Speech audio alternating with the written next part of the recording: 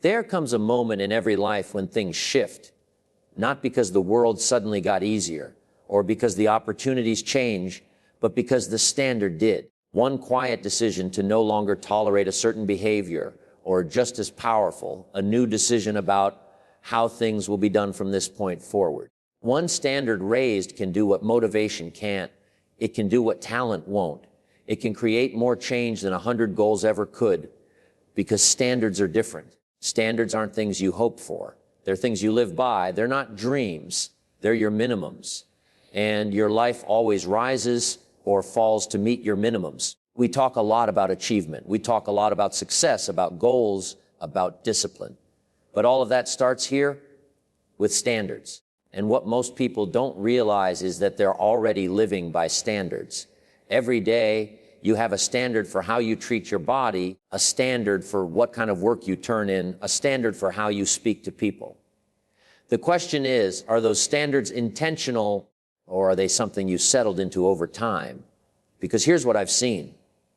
Most people don't need to overhaul their lives. They don't need more information. They don't even need more time. They need to raise one standard, one shift in what they accept from themselves, one upgrade to what they tolerate, one non-negotiable added to their code. And suddenly everything else begins to adjust around that decision. It could be something as small as no longer hitting snooze, no longer blaming circumstances.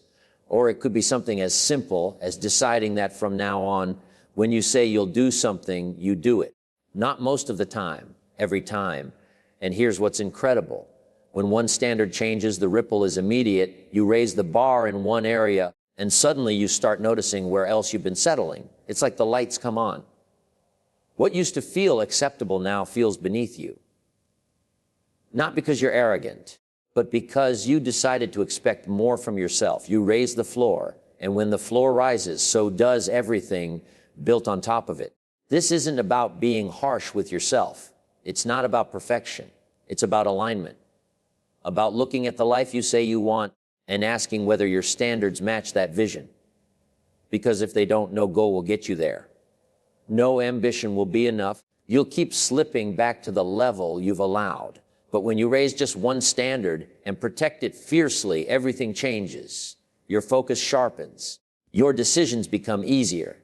You start to attract different opportunities, different people, different outcomes. Not because the world changed, but because you did. All those years ago, Mr. Xi showed me what a standard really is. How just one raised standard can alter the course of an entire life. A standard isn't a wish. It's not something you write on a vision board or whisper during a motivational video. A standard is what you do. It's what you allow.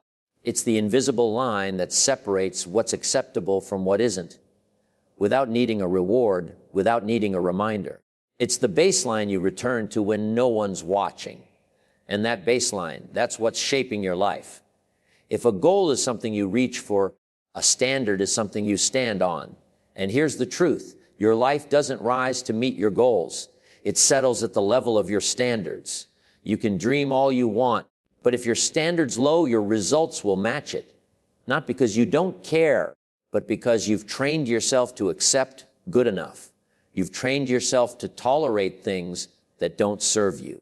You can usually find someone's standards in the little moments. The person who always shows up 5 minutes late. There's a standard there. The one who lets texts go unanswered for weeks, who skips workouts as soon as they're tired, who makes excuses when things get hard. It's all standards, not because they made a decision to fall short, but because they never made a decision not to. Standards aren't loud. They don't need to be. They live in the quiet corners of your life. They're in the tone you use when you talk to yourself. They're in the way you keep your environment. They're in how you end your day, how you show up under pressure, how you follow through on small commitments. And most people don't even realize they've set them. They just slide into patterns and call them personality. But personality didn't create the pattern. Repetition did. And that repetition became the new normal. You'll hear people say things like, they're just not a morning person. They're terrible with money. Or, they always forget names. And they don't say it with intention. They say it like it's permanent, like it's part of who they are. But more often than not, it's not a truth. It's a standard, a bar they've been stepping over for so long, they forgot they could raise it. You see this everywhere. Some people have a standard for health. They move their body every day, no matter what. Others don't. Some people have a standard for honesty. They don't lie, even when it's uncomfortable. Others bend the truth anytime it's convenient.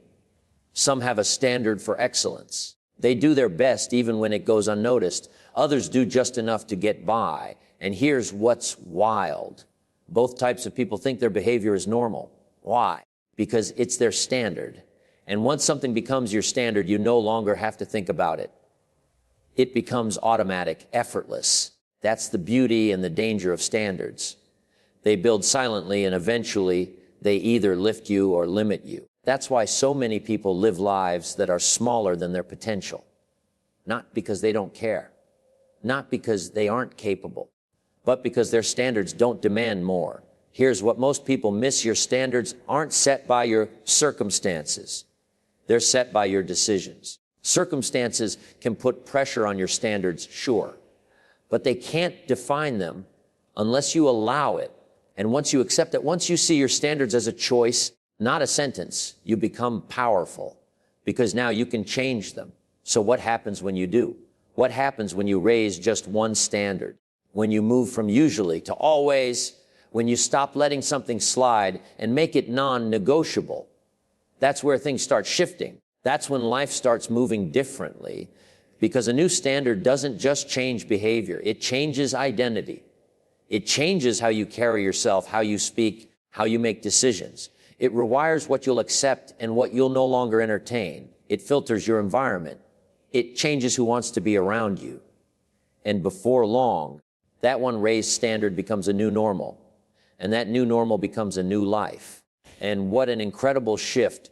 The things that happen when one standard gets raised and how it begins to ripple through everything else you touch. Because that's where the real transformation begins. Raise one standard, just one, and watch what happens. Watch how fast the rest of your life starts to shift around it. Not because you tried to change everything, not because you overhauled your whole routine, but because as one new non-negotiable doesn't stay in a box, it spills over. It sends a signal to everything else that we don't operate at the old level anymore. Let's say you raise your standard for how you start your day. You decide that from now on, you're not watching TV, checking the news. No, no, no. Now you wake up on time, drink a glass of water, move your body, and set your focus. That seems small, but now your mornings are different, which means your energy is different, which means your decisions are different, which means your results are different. One standard raised, and the ripple has begun. The same thing happens in your finances. Maybe you decide not to spend without tracking. That one standard, just that, forces other behaviors to change. You start checking your budget. You start thinking before you buy. You start asking better questions about where your money's going. Suddenly, you're more intentional. You're in control. Not because you made 10 changes, but because you made one. One standard forces everything around it to recalibrate. When you raise the floor, the ceiling eventually rises with it. And this doesn't just apply to performance. It applies to how you treat people, to how you speak, to how you dress, to how you think. Raise your standard in one area and your identity starts to follow, because you can't keep acting like the old version of you while living by a higher standard. The two don't mix. And here's the part most people don't see coming. Once you raise one standard, you start to notice all the other areas where your life is lagging behind. You wake up earlier and suddenly realize your nutrition has been sloppy. You clean up your finances and suddenly notice how disorganized your schedule is. It's not judgment, it's clarity. And clarity leads to change, because raising one standard doesn't just improve outcomes. It sharpens awareness. It trains your brain to look for excellence, to look for integrity. And once you see it in one area, you can't unsee it in others. That's how the ripple works. It starts at the center and keeps spreading. You see this in leadership too. A leader raises their standard for communication. Suddenly, the team communicates better. They raise their standard for preparation. Suddenly, meetings are more focused. Not because they changed the whole system overnight, but because they changed one point of contact and the environment adjusted around it. The same is true in relationships. You raise your standard for how you speak when you're angry, and the entire tone of the relationship begins to shift. You raise your standard for how present you are when you're together. Suddenly, the connection feels deeper. Nothing dramatic, just one new expectation, one new line in the sand, and everything adjusts. This is why one raised standard is so powerful. It does more than improve results. It changes your level of respect for yourself. It rewires your default settings. It makes you uncomfortable with old excuses. And that's where real transformation begins, not when you try to fix everything, but when you refuse to tolerate just one thing a minute longer. Because standards aren't neutral. They're magnetic. They either pull you up or they pull you down. And once you lift one, the others can't help but follow. You begin to expect more, not just from yourself, but from your environment. And that expectation becomes your new center. But here's the truth. As powerful as the ripple effect is, it doesn't happen without friction. The moment you raise a standard, resistance shows up internally and externally. And if you're not ready for it, it can talk you right back down to the level you worked so hard to rise above. I'm telling you, this is what shows up the moment you decide to expect more from yourself and how to stay the course when everything around you tries to pull you back. That's what we're going to talk about. The moment you raise a standard, truly raise it, not just in your mind, but in your behavior, in your choices, in your expectations. Resistance will show up. Not maybe, not sometimes, every time. Because standards don't rise quietly. They create tension. They create friction. The old version of you starts to pull back. Your environment starts to test you. And it can be confusing. Because just when you expect to feel proud or empowered for raising the bar, you feel uncomfortable instead. Doubt creeps in. The voice in your head gets louder. It questions who you think you are. It tells you this won't last. It whispers that nobody's watching, so you might as well go back. That voice isn't a sign that something's wrong. It's a sign that something's changing. It's the old standard fighting to stay alive. Because the moment you challenge it, you threaten its survival.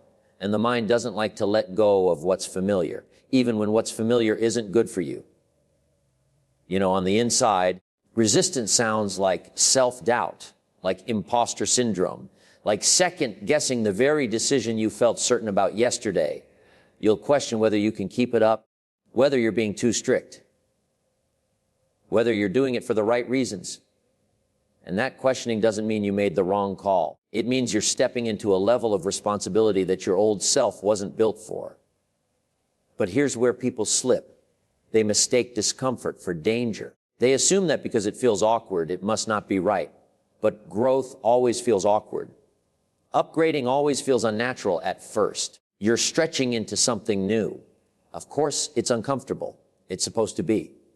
Then comes the external resistance. The people around you will notice, not always directly and not always kindly. Sometimes it shows up as sarcasm, jokes, or eye rolls. Sometimes it's more direct, comments about how you've changed, how you're too rigid now, or questions about why you're taking things so seriously. It's not always malicious, but it's real. And if you're not ready for it, it can knock you right back down to the old level. See, when you raise your standard, you challenge the status quo. Not just in your own life, but in the lives of the people around you. You become a mirror. You reflect back to others what they're not doing. And some people don't like what they see. Not because they don't support you, but because your change makes them uncomfortable with their own lack of it. So they push back, not always consciously, but consistently. And that's when you have to decide, was this standard a preference or a principle? Is this something I was just trying or something I'm becoming? Because if it's real, if it's true, you'll hold it. Even when it's inconvenient, even when it's lonely, even when it costs you something. That's what standards are. Not decorations, not things you declare. They're things you protect. Not just when they're easy, but especially when they're hard. Because anyone can raise a standard for a day. But the ones who keep them, the ones who protect them, they're the ones whose lives change. And here's something else. You don't just protect standards. They start to protect you. Because when your standards are real, they act like a filter. They start repelling things that don't align. People who want shortcuts, they stop showing up. Opportunities that waste time, you stop noticing them. Habits that drag you down, you start dropping them without a second thought. It's not discipline anymore. It's identity.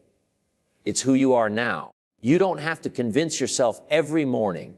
You don't have to negotiate with your excuses. You just live it. And it feels like peace. It feels like freedom because the inner war is over. You've already decided what you expect from yourself. And now the rest of your life is rising to meet it.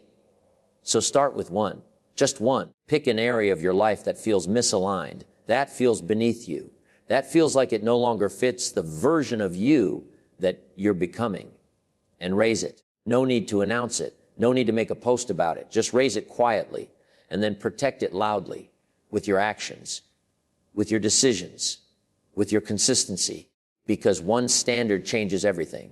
It redefines who you are. And once you start living like the person who holds that standard, the world has no choice but to treat you like it too.